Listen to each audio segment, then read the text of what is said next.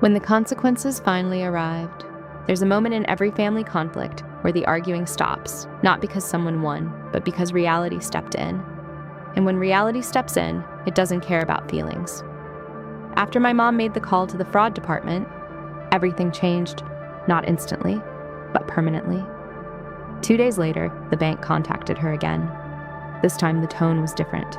Professional, measured, serious. They confirmed something we already suspected. There had been unauthorized attempts to access credit information. They didn't accuse, they didn't dramatize, they just said, "This will be formally reviewed."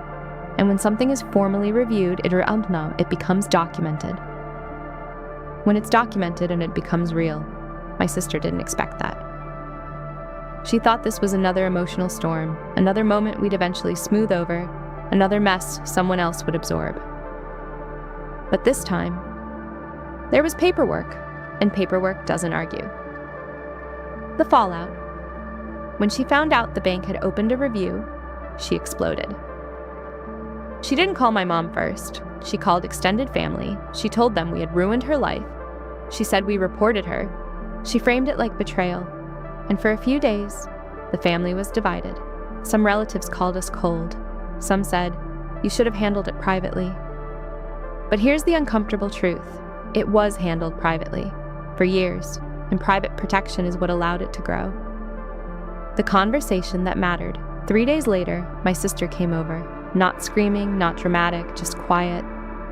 And for the first time, she didn't blame anyone. She asked one question. Was it really that serious? My mom looked at her and calmly said, "Yes." No speech, no anger, just yes. Because seriousness isn't about how loud a situation feels, it's about the consequences it carries. My sister sat down, and something shifted. Not magically, not dramatically, but slightly. For the first time, she asked what would happen next. And that's when my mom said something powerful. "We're not fixing this for you. We're supporting you while you fix it." That sentence is the difference between enabling and parenting. The legal reality. The bank didn't file charges. There wasn't a police scene, there wasn't a courtroom moment, but there was a permanent record, credit flags, internal documentation, monitoring, and that alone was enough to shake her. Because consequences don't need sirens. Sometimes they just need permanence. The real ending.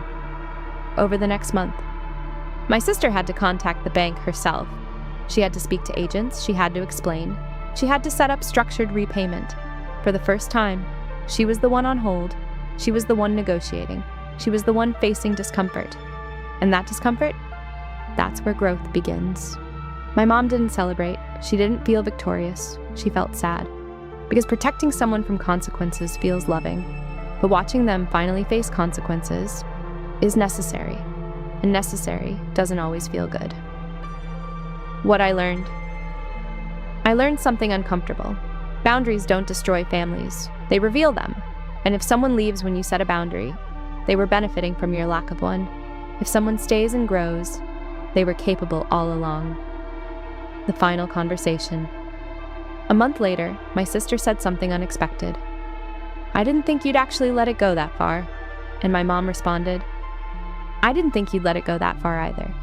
That's the truth. Nobody expects escalation. Until it escalates. We're not magically healed. We're not perfect. But the chaos stopped. Not because love increased, but because limits were enforced. And limits create safety. If you're dealing with someone who keeps saying, "It's not that serious," ask yourself this. If it wasn't serious, why are you the only one cleaning it up? Love without accountability becomes permission. Accountability without cruelty becomes growth. And sometimes the most loving thing you can do is stop rescuing. Call to action, series closure.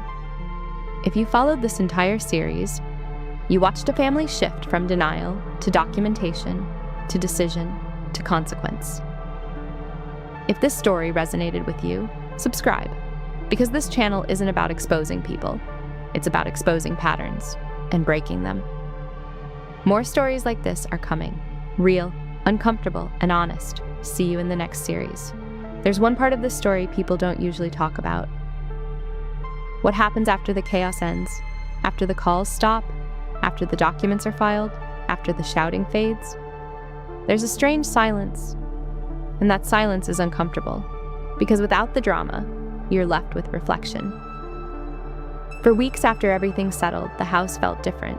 Quieter, less tense, but also heavier. Not because we hated each other, but because we finally understood each other. My mom started saying something new. Instead of, "I hope she changes," she started saying, "I hope she learns." That shift matters. Hope for change is passive. Hope for learning assumes effort. And effort requires responsibility. My sister didn't transform overnight. She didn't suddenly become perfect. But she stopped asking to be rescued, and that alone was progress. Sometimes growth doesn't look dramatic. Sometimes it just looks like silence, like fewer excuses, like uncomfortable accountability, like someone sitting with consequences instead of running from them. I also had to confront something in myself. For months I was angry, and anger feels powerful. It feels justified. But eventually, you realize something.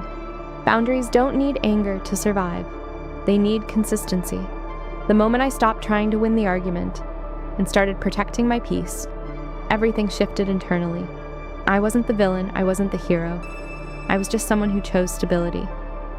And here's the truth nobody likes.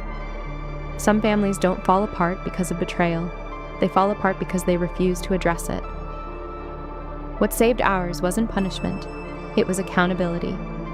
Not perfect accountability, not easy accountability, but real. If you're watching this and thinking about your own situation, ask yourself one honest question. Are you helping someone grow, or are you helping them avoid growth? Because those two things look similar at first, but long term, they lead to completely different outcomes. This series wasn't about exposing a person. It was about exposing a pattern, and patterns only break when someone decides to stop participating in them. That was the real ending. Not the bank, not the fraud review, not the confrontation. The real ending was a boundary that held, and peace that followed.